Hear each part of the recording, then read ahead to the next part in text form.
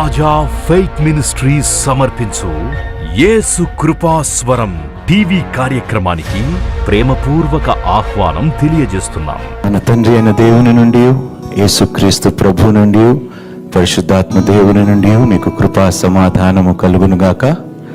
ఆమేన్. ప్రభు పేరుతో మీ అందరికీ వందనాలు. షలోం. షలోం. ఈరోజు మనం ఎంచుకున్న అంశము కొదువ. చాలామంది వాళ్ళని ప్రశ్నించినప్పుడు, నీ జీవితంలో నీకు ఏదైనా తక్కువ ఉన్నదంటే ఇంత పెద్ద షాపింగ్ లిస్ట్ ఇస్తారు. మామూలు లిస్ట్ ఉండదు వాళ్ళ దగ్గర. నా దగ్గర ఇది లేదు బ్రదర్, నాకు అది లేదు బ్రదర్, అయ్యో బ్రదర్ మీకేం తెలుసు బ్రదర్, నేను పడుతున్న కష్టాలు, శ్రమలు, ఇబ్బందులు, అవమానాలు, పెద్ద లిస్ట్ ఇస్తారు. నా దగ్గర ఏమీ లేదు బ్రదర్. ఆశ్చర్యం ఏమిటంటే ప్రాణాలు ఉన్నాయి, ఆ విషయం మర్చిపోతాడు, మిగతావి ఏమీ లేవు అంటాడు. అన్నిటికన్నా గొప్పది ఏమిటండి? ప్రాణం కదా. మరి దానినే మర్చిపోయి మిగతావి లేదనటం మీరే ఆలోచించండి. ఈరోజు కొదువ గురించి మనం మాట్లాడతాం. చాలామంది మనం కొదువ అంటే లేమి అంటాము, లేకపోతే నాకు ఈ విషయంలో కొదువ ఉన్నది, నాకు ఈ విషయంలో లోటు ఉన్నది అని మనం సహజంగా చెప్తూ ఉంటాం. సంఘంలో కూడా మనం ప్రార్థన చేసినప్పుడు, పాస్టర్ దగ్గరికి వచ్చినప్పుడు మనం ప్రాముఖ్యంగా తిండి విషయము, బట్ట విషయము, ఇల్లు విషయము, లేకపోతే నాలుగోది డబ్బు విషయము. ఈ 4 విషయాల కోసం పాస్టర్ దగ్గరికి వస్తారు, ప్రార్థన చేయమంటారు. ఎందుకంటే ఈ విషయాలు మనకి కొదువు ఉన్నాయి కాబట్టి. కానీ కొదువ ఉన్నవి చాలా ఉన్నాయి మన జీవితంలో, దాని మీద మనం దృష్టి సారించటం లేదు. ఏమిటి కొదువు ఉన్నాయి మన జీవితంలో? ఒకసారి మనం చూద్దాం. బైబిల్ ఏం చెప్తుంది కొదువ అనే సబ్జెక్టు, ఈ అంశం గురించి బైబిల్ ఏం సెలవిస్తుంది మనం చూద్దామండి. మనం మనుష్యులుగా చాలా కొదువు ఉంటుందండి మనకి.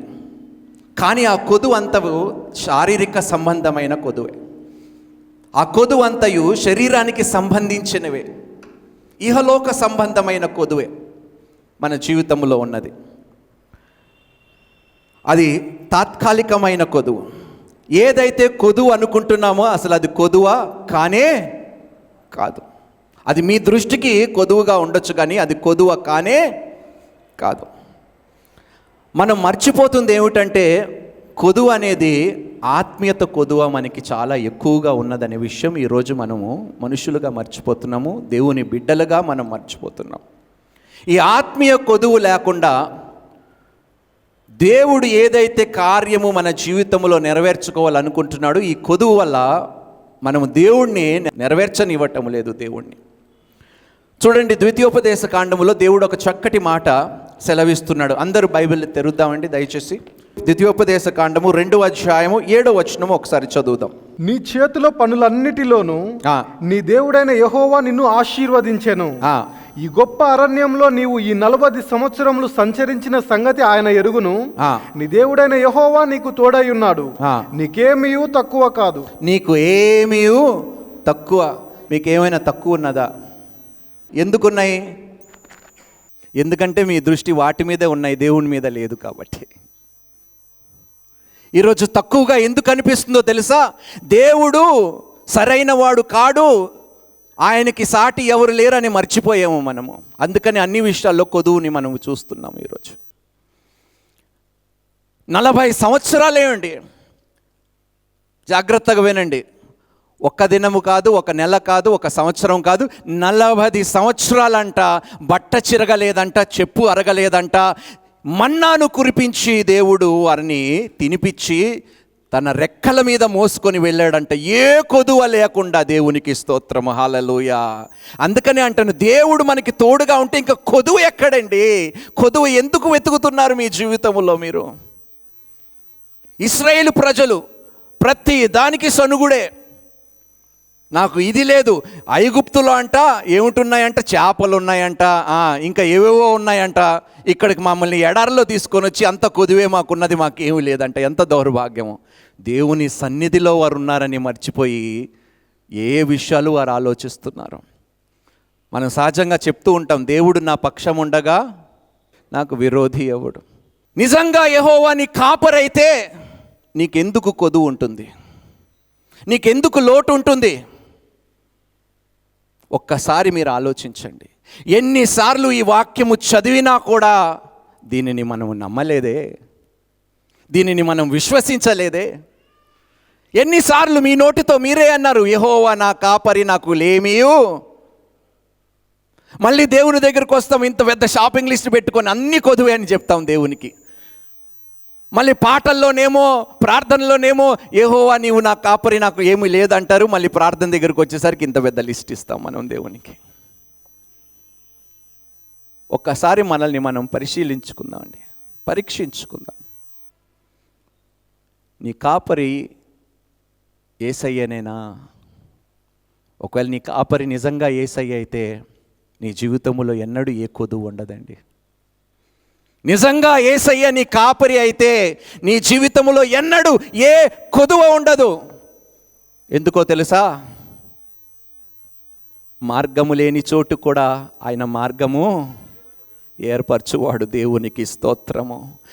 బండ నుండి నీళ్ళుని రప్పించేవాడు కాబట్టి నీకు కొదువ ఉండదు. ఆయన నీ బండ అయితే ఆ బండలో నుండి నీకు నీళ్లు రప్పిస్తాడు దేవుడు. దేవునికి స్తోత్రము. ఏలియా గొప్ప ప్రవక్త.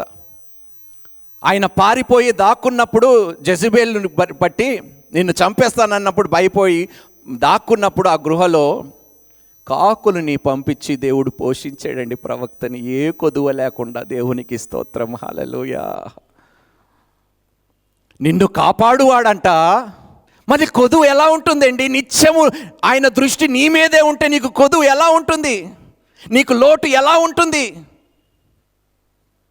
అందుకనే అపోస్తులైన పౌలు అంటాడు, నీ దృష్టి పైనున్న వాటి మీదే పెట్టు అంటాడు. ఎందుకంటే కింద ఉన్న వాటి ఎప్పుడు మనల్ని తృప్తిపరచలేవు, ఏదో ఒకటి కొదువు ఉంటూనే ఉంటుంది.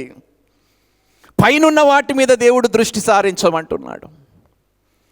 ద్వితీయోపదేశ కాండము 28వ అధ్యాయము 47-48 వచనాలు మనం చదువుకుందాం. నీకు సర్వ సమృద్ధి కలిగియుండి, ఏమిటంట? నీకు సర్వ సమృద్ధి కలిగియుండి నీవు సంతోషముతోనూ హృదయానందముతోనూ నీ దేవుడైన యెహోవాకు నీవు దాసుడవు కాలేదు.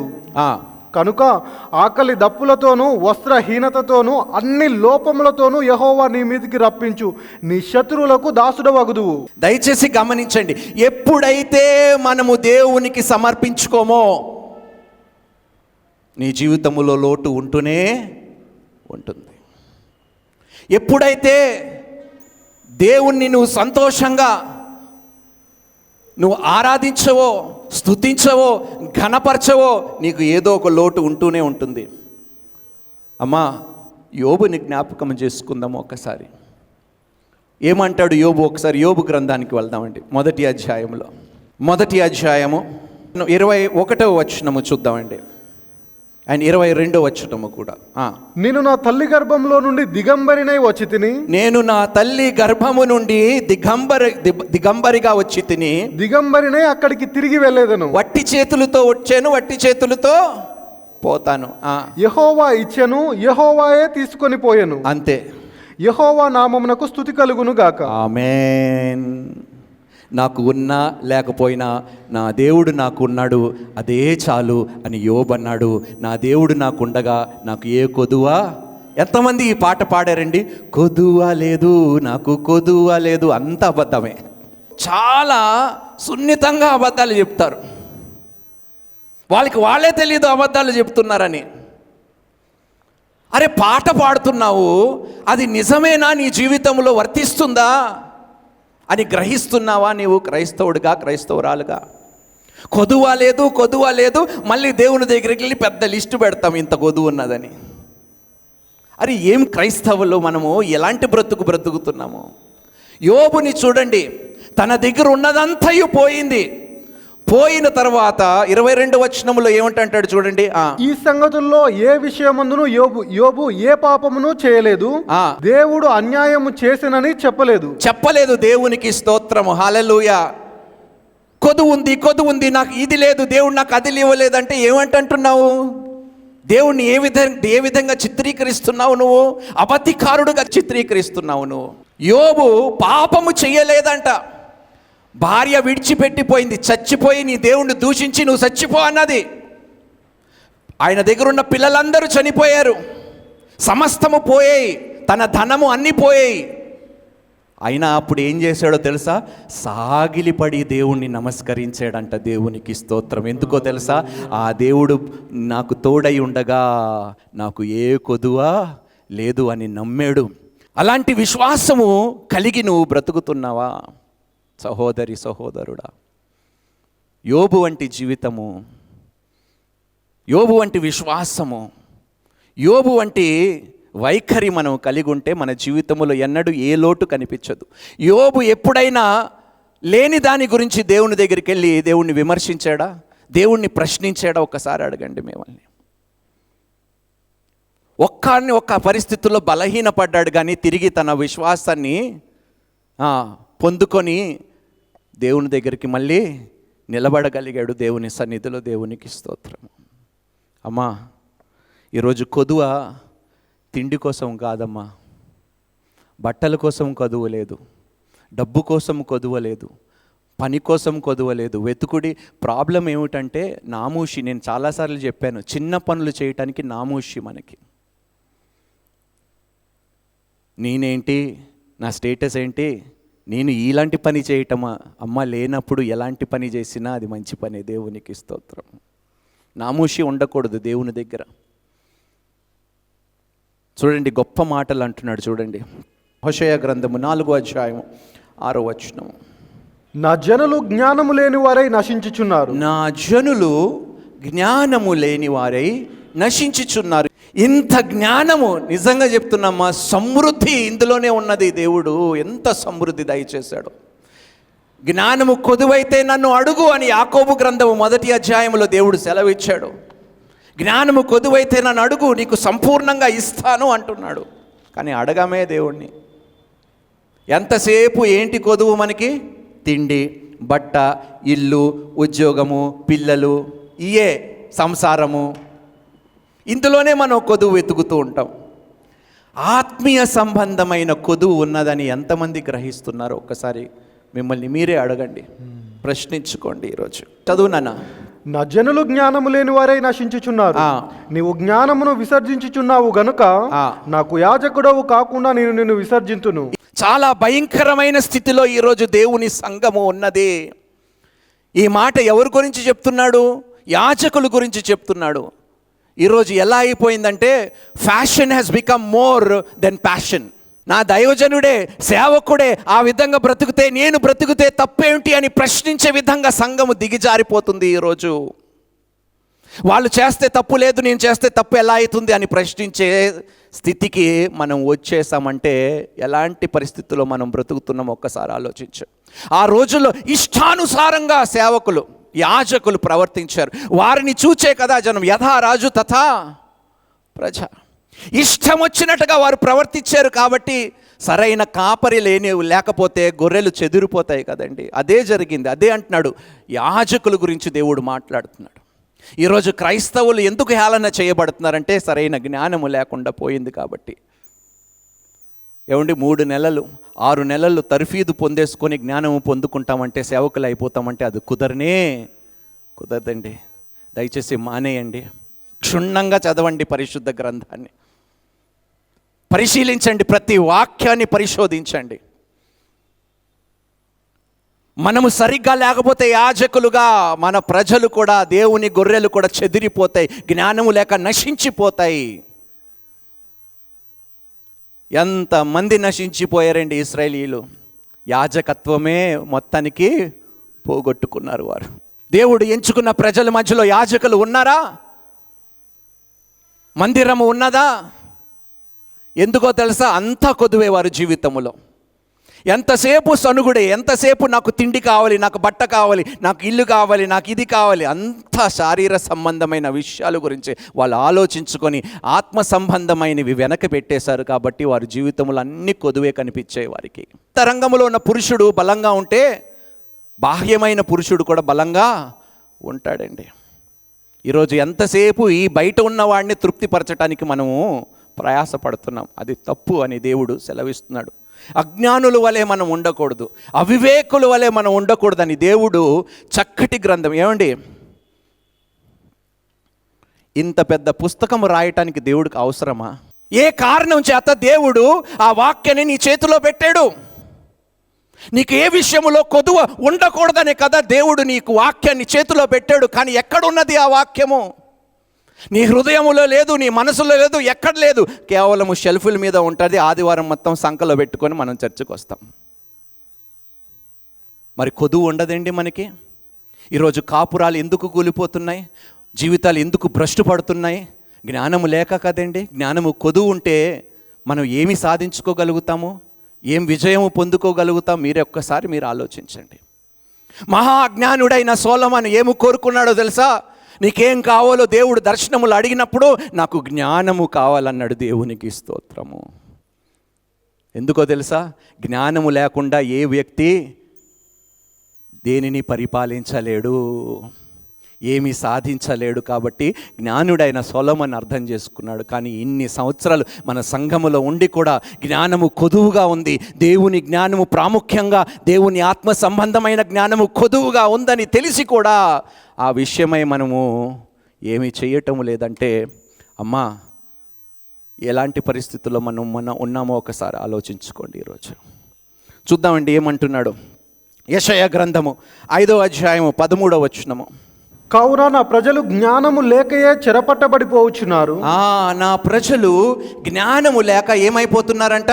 చెరపట్టబడిపోవచ్చున్నారు. అమ్మా, ఎప్పుడైనా మీరు బయట స్కూల్స్ మీద కానీ లేకపోతే విద్యా సంస్థలు బోర్డుల మీద చూసారా?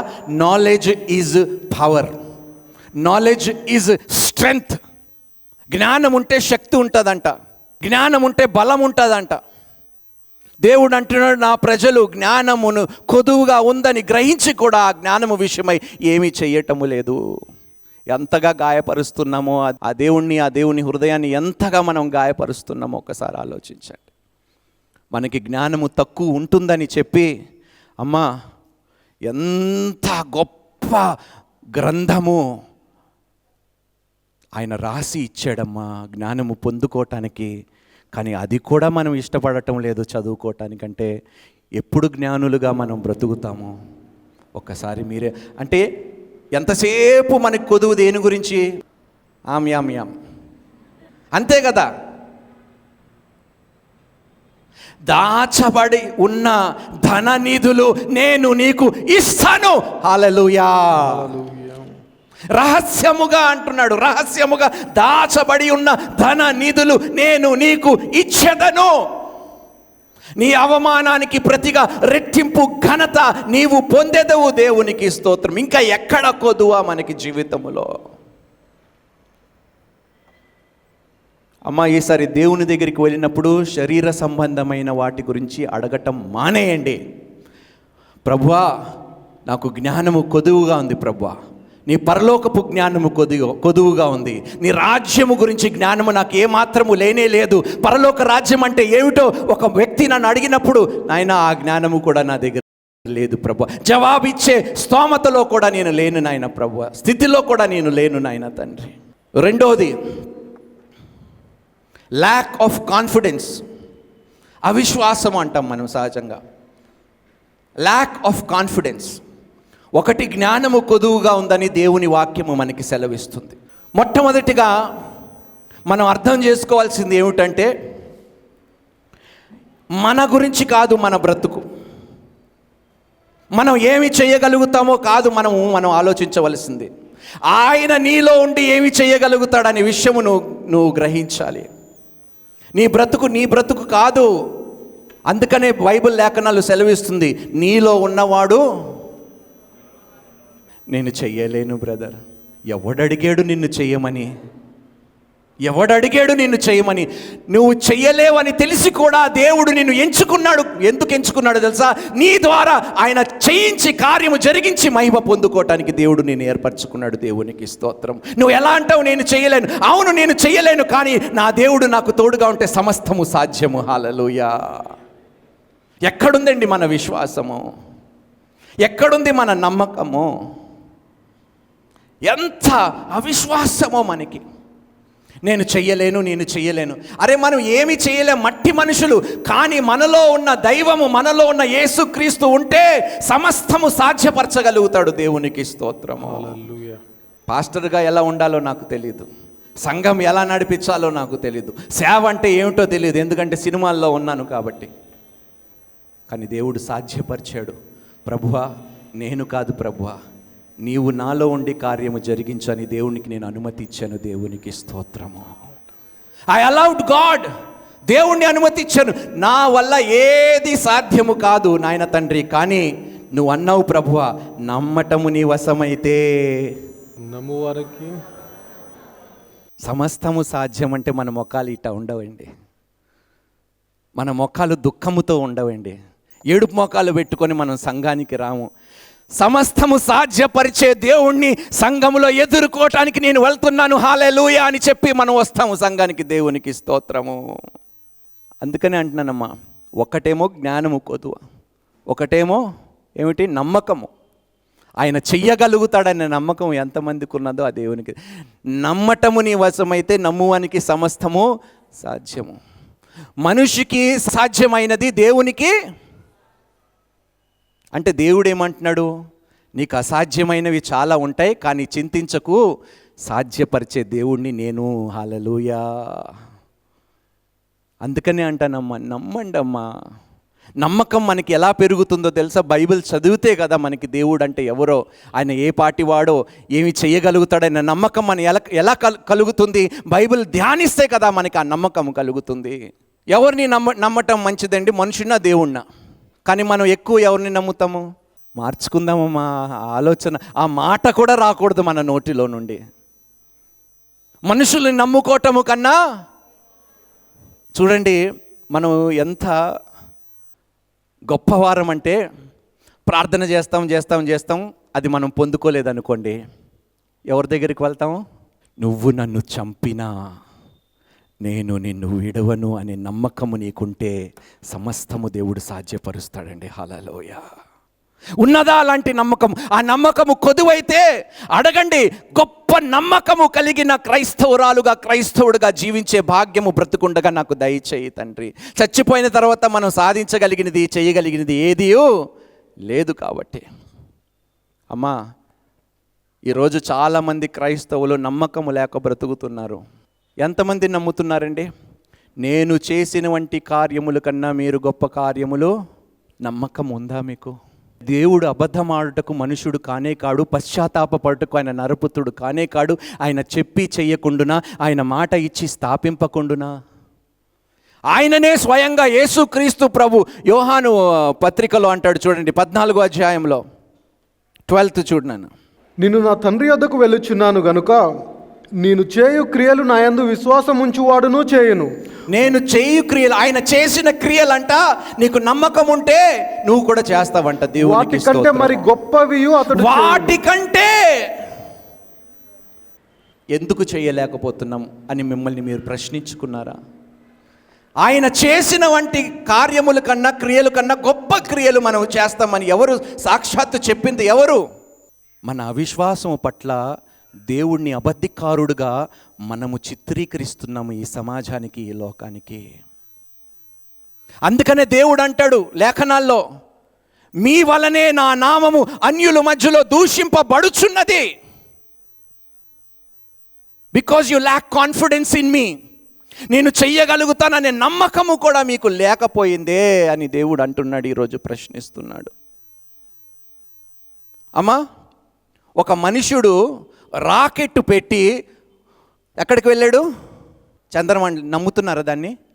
ఒక మనుషుడే ఈ గ్రహాన్ని విడిచిపెట్టి మరొక గ్రహానికి వెళ్ళగలిగితే, ఒక మనిషికే అది సాధ్యమైతే దేవునికి ఎంత గొప్పవి సాధ్యమైంది? ఆ నమ్మకము కూడా లేదా? మనిషే తన సృష్టించిన ఒక ఏమిటంటారు, ఒక రాకెట్, ఒక ఇంజిన్లోని ఎంత నమ్మకం ఉన్నదండి. నిన్ను సృష్టించిన వాడి మీద నమ్మకం ఉన్నదా? నిన్ను పరలోకానికి చేర్చగలుగుతాడనే నమ్మకం ఉన్నదా? అడిగిన దానికన్నా, ఊహించిన దానికన్నా అత్యధికమైన మేలు చేయగలుగుతాడనే నమ్మకము నీకు ఉన్నదా? ఒక మనిషి తన చేసిన సృష్టిలో అంతగా నమ్మగలిగితే, నిన్ను చేసిన వాడిని, ఈ సృష్టిని సృష్టించిన వాడిలో మనకి ఎంత నమ్మకం ఉండాలో ఒక్కసారి ఆలోచించండి. ఎక్కడుందో ఆ నమ్మకము? ఎందుకు వస్తున్నామో సంఘానికి ఆ దేవునికే ఎరక. ఎందుకు బైబిల్ చదవమో ఆ దేవునికే ఎరక. దివారాత్రులు వాక్యము ధ్యానించువాడు. అందుకని వేరే వాళ్ళు చేసేస్తున్నారు మన బ్రతుకుల్ని నాశనం. మనం ఏమీ చేయటం లేదు కాబట్టి, నమ్మకం లేదు కాబట్టి అపవాది దీన్ని ఆస్కారంగా తీసుకొని, అవకాశంగా తీసుకొని మన బ్రతుకుల్ని భ్రష్టు పట్టిస్తున్నాడు. వీళ్ళు ఏమి చెయ్యని సింహములు, నిద్రపోతున్నా సింహములు అని ఊరికనే పేరుకే మాత్రం, కానీ ఎక్కడుందండి రోషము, పౌరుషము, నమ్మకము? ఫిలిప్పీలకు రాసిన పత్రిక 4వ అధ్యాయం 13వ వచనము. నన్ను బలపరచు అని అందే నేను సమస్తమును చేయగలను. ఏమిటంట? నన్ను బలపరచు అని యందు నువ్వు సమస్తము చేయగలిగితే నీ జీవితంలో కొదువు ఉంటుందా? నువ్వు సమస్తము సాధ్యపరచుకోగలిగితే నీకేదైనా కొదువు ఉంటుందా నీ జీవితంలో? యెహోషువ ప్రార్థించినప్పుడు సూర్యచంద్రుల్ని దేవుడు, నీ ప్రార్థనకు అంత బలం ఉంది, అంత శక్తి ఉంది, నీ ప్రార్థనలో విశ్వాసము కూడి ఉంటే నీకు ఏ కొదువ ఉండదు. దేవునికి స్తోత్రము, హల్లెలూయా. విశ్వాసముతో కూడిన ప్రార్థనలు నువ్వు చేయగలిగితే నీ జీవితంలో ఎన్నడూ ఏ కొదువ ఉండదు. అందుకని ఈరోజు విశ్వాసము లేక దేవుణ్ణి మనం సంతోషపరచలేకపోతున్నామని. Without faith it is impossible to please God. జ్ఞానము కొదువు, నమ్మకము కొదువు. మత్తయి సువార్త 6వ అధ్యాయం 30వ వచనము. నేడుండి రేపు పొయ్యిలో వేయబడు అడవి గడ్డిని దేవుడిలాగు అలంకరించిన ఎడల. ఏమిటంట? మళ్ళీ చదువునన్న. నేడుండి రేపు పొయ్యిలో వేయబడు, నేడు ఉండి రేపు పొయ్యిలో వేయబడు అడవి గడ్డిని దేవుడిలాగు అలంకరించిన ఎడల అల్ప విశ్వాసులారా మీకు మరలే ఉంది కదండి ఈ మాటలు వినటానికి. అవిశ్వాసులారా, అల్ప విశ్వాసులారా, మీకు మరి నిశ్చయముగా వస్త్రములు ధరింపజేయును కదా. హల్లెలూయా. మిమ్మల్ని దిగంబరిగా దేవుడు వదలడండి. మిమ్మల్ని విడిచిపెట్టడానికి దేవుడు మిమ్మల్ని రక్షించుకోలేదండి. అమ్మా, మిమ్మల్ని మోసం చేయటానికి, మీ బ్రతుకుల్ని పాడు చేయటానికి దేవుడు మిమ్మల్ని ఏర్పరచుకోలేదండి. మిమ్మల్ని రాజులైన యాజక సమూహముగా తీర్చిదిద్దడానికి దేవుడు మిమ్మల్ని పిలుచుకున్నాడు. దేవునికి స్తోత్రము. ఎక్కడైనా రాజుకి, యాజకుడికి కొదువు ఉంటుందండి? నేర్చుకోండి. రాజరికం అంటే ఏమిటో, యాజకత్వం అంటే ఏమిటో నేర్చుకుంటే కదా మనకి తెలుస్తుంది నీకు కొదువు ఉందా లేదా అనేది నీ జీవితంలో. దైవజనులు బోధించిన మరిన్ని ప్రసంగాలను విని ఆత్మీయంగా బలపడాలని ఆశ కలిగిన వారు Raja faith ministries YouTube, Raja faith ministries Facebook, Raja Hebel Instagram, Raja Hebel RFM Twitter subscribe చేయండి, లైక్ చేయండి, కామెంట్ చేయండి, షేర్ చేయండి, ఫాలో అవ్వండి.